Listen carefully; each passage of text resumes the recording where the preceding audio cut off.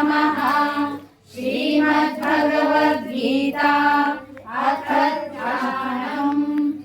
ॐ पार्थाय प्रतिबोधितां भगवता नारायणेन स्वयं व्यासेन ग्रथितां पुराणमुनिना मध्ये महाभारतम् अन्वैतामृतभगवतीम् अष्टादशाध्यायिनीम्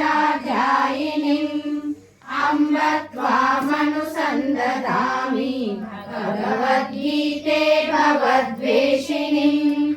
नमोऽस्तु ते व्यासविशालबुद्धे पुल्लारविन्दाय वक्रनेत्र येन त्वया भारततैलपूर्णः प्रज्वालितो ज्ञानमयः प्रदीपः।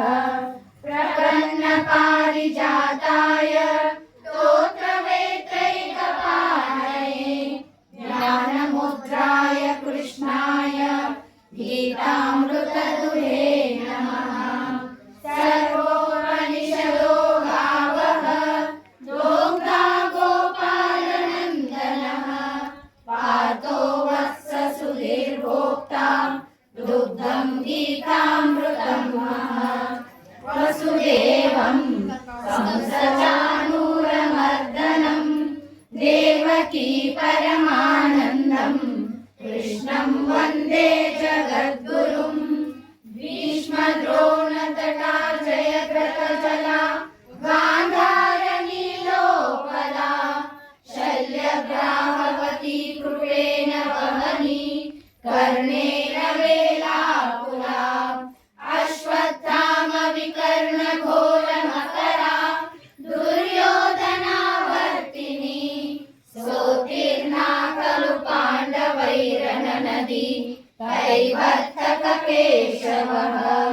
पाराशर्यवचसरोजममलं गीतार्थकन्दोत्कटं नानाख्यानककेसरं हरिकथा सम्बोधनाबोधितम्। लोके सज्जन षट्पदैरहरः पेपीयमानं मुदा भूयात् भारत पङ्कजं कलिमल प्रध्वंसिनः श्रेयसे। मूकं करोति वाचालं पङ्गुं लङ्घयते गिरिं यत्कृपातमहं वन्दे परमानन्दमाधवम्। यं ब्रह्मा वरुणेन्द्र रुद्रमरुतः स्तुन्वन्ति दिव्यैस्तवैः वेदैः साङ्गपदक्रमोपनिषदैः गायन्ति यं सामगाः। ध्यानावस्थिततद्गतेन मनसा पश्यन्ति यं योगिनः यस्यान्तं न विदुःसुरासुरगणाः। देवाय तस्मै नमः। देवाय तस्मै नमः।